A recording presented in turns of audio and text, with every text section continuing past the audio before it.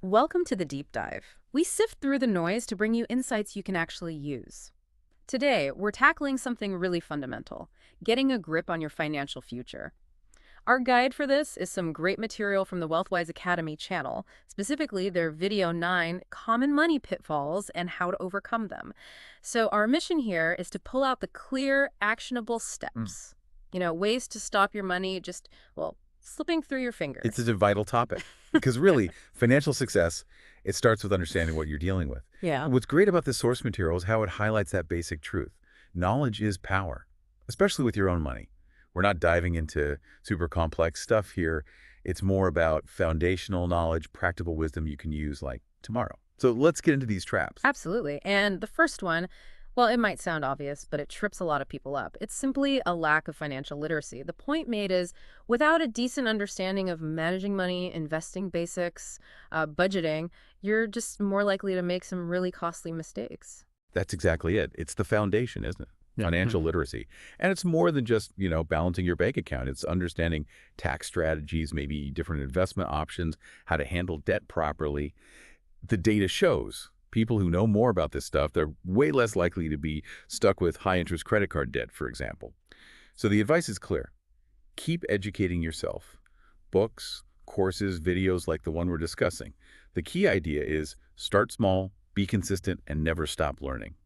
Basically, investing in your own financial education pays off big time. It gives you the tools to make smarter choices and protect what you have. Right. It's about knowing how to avoid the problems in the first place. Okay, building on that, a really common habit, and I think we've all done this, is not prioritizing savings. Waiting till the end of the month and hoping there's something left over. So what's the big mindset shift needed here?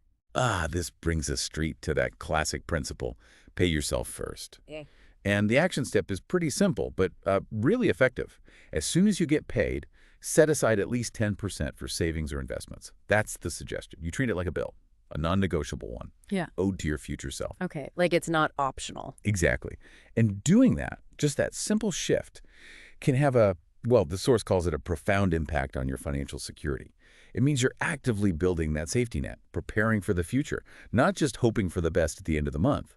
Of course, for some, maybe the income isn't there yet to save 10%, but the idea is to start somewhere. Even small amounts add up. Yeah, that really changes it from being an afterthought to a priority. But okay, saving is one thing. Is just cutting expenses enough? A lot of us focus really hard on that.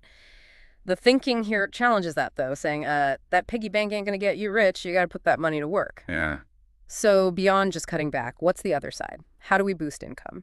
right. This is crucial. It's easy to get hyper-focused on saving pennies, but often miss the power of earning more pounds or dollars. So this means actively looking for ways to increase your earnings. Could be negotiating a raise, maybe looking for a better job, or building passive income streams. Think rental income, dividends, or even starting a side business, doing something you enjoy. Okay, so it's about expanding the inflow, not just reducing the outflow. Exactly. More income just gives you greater financial flexibility, lets you reach your goals faster. It's about working smarter, not just harder. And having multiple streams of income brings a lot of security.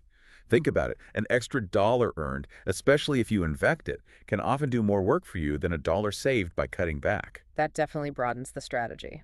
Okay, and speaking of putting money to work, investing, this next pitfall, I think, hits home for many. Waiting too long to actually start investing. The source puts it bluntly. Procrastination is the thief of wealth, and that time is your greatest asset here. Oh, absolutely. This is all about the incredible power of compounding. It's sometimes called magic because your money starts earning money, and then that money earns money. But it needs time, lots of time. So the advice is, first, get that emergency fund sorted. You need that cushion. But then, Yeah. start investing as soon as you can, even if it's small amounts. Compound interest makes a huge difference over decades. Yeah, small amounts consistently over time. Right. Someone starting with just, say, $50 a month in their 20s could end up with much more than someone starting with $200 a month in their 40s, just because of that extra time. You know that analogy they use? Yeah. The best time to plant a tree was 20 years ago. The second best is today. Yeah, I like that. Exactly. It's a real call to action. Don't wait. Powerful stuff. Okay, moving to another major drag on finances. Getting too comfortable with bad debt. It's acknowledged that debt is incredibly common as a fly at a picnic, but its negative impact is really stressed. This is a big one. especially high-interest debt like credit cards. It's described as a ball and chain. It traps you. You make payments, but so much goes to interest, the actual debt barely shrinks. It's a tough cycle.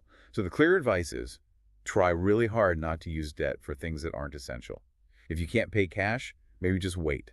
Delay the purchase. Easier said than done sometimes, but makes sense. Nice.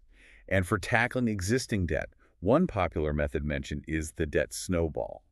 You list your debts smallest to largest, pay minimums on all but the smallest, and throw everything extra at that one. Once it's gone, you take all that money and attack the next smallest. Right, for the quick wins, the motivation. Exactly. It builds momentum. Psychologically, it feels great. Even if mathematically, the debt avalanche tackling highest interest first saves more money, the snowball often keeps people going. And the reward. That newfound sense of freedom and control. It's huge when debt isn't hanging over you. That freedom sounds good. Okay, and linking back to knowing where you are, pitfall number 6 is critical. Not actually knowing your income and expenses. The analogy used is pretty stark. If you don't know where your money is going, you're driving blindfolded. Ah, yeah, it's vivid, isn't it? But true, you can't manage what you don't measure. Tracking your finances. It sounds simple, maybe even tedious, but it's incredibly powerful. It stops you from accidentally overspending, and it helps you catch that lifestyle inflation thing. Yeah, where you earn more, you just spend more without really thinking about it. Precisely. So the solution is pretty straightforward. Use a budgeting tool, an app, even a spreadsheet. Regularly look at your bank and credit card statements. It gives you real insights into your habits, lets you see where you can make changes to actually line up with your goals. You stop just letting money disappear. The visibility is key. Definitely a wake-up call needed sometimes. All right, pitfall 7, not having an emergency buffer. Life happens, right? Unexpected stuff. A flat tire, a medical bill, or a leaky roof. We've all been there. And this is where that emergency fund is just vital. It's your financial safety net. The general rule of thumb, the target, is aiming for at least 6 months' worth of living expenses saved up. Now, that can sound like a huge amount, maybe overwhelming. Yeah, 6 months sounds like a lot to build up. It does. Yeah. So the key is just to start. Dedicate a small portion of your income each month, maybe 10% if you can manage it, like the savings goal.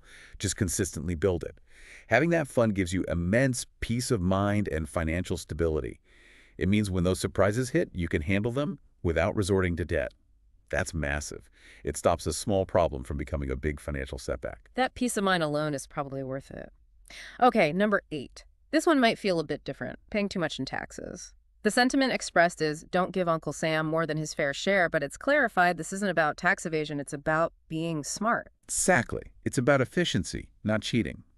Taxes are, for many people, their single biggest expense over a lifetime. Yet, surprisingly, few people actively try to minimize what they legally owe. So, the strategies involve understanding tax laws, using tax-advantaged accounts, things like retirement accounts where money grows tax-deferred or you get breaks. Also, making sure you claim all the deductions and credits you're entitled to. Which most of us probably don't know off the top of our heads. Probably not. That's why the advice often includes consulting with a tax professional or a financial advisor. They can help you optimize things based on your situation. It really hammers home that principle. It's not how much you make, it's how much you keep. Being tax smart is a big part of that. Makes sense. Keep more of what you earn. Okay, finally, pitfall 9. This one might sting a little for some of us. Expensive hobbies. Now, hobbies are important, right? For enjoyment, stress relief. But the caution is that some hobbies can drain your bank account faster than a leaky bucket.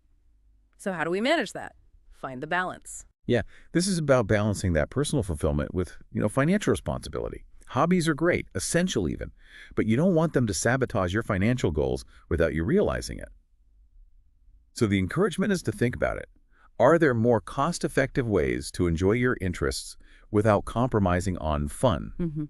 Maybe finding free community events, learning DIY skills instead of paying experts, joining clubs that share costs.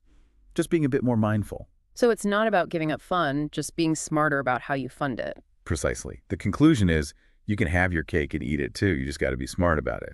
Find that sweet spot where your passions and your financial plan can coexist happily. That's a great way to put it. Wow, we've covered a lot of ground there. Looking back at these 9 pitfalls, it really highlights how small, maybe unconscious habits can really impact our financial health over time. It just underscores how powerful making conscious choices can be. leading to, hopefully, more stability, more freedom. Absolutely. And if listeners are feeling a bit overwhelmed by all this, the key message, I think, is just to start somewhere. The advice given is solid. Start by addressing one or two areas where you feel most vulnerable. Pick one pitfall that resonates. Then gradually bring these better practices into your life. Small steps, consistently. That's what builds momentum. Don't try to fix everything overnight. Good advice. Start small. Be consistent. And maybe here's a final thought for you to chew on as you go about your day.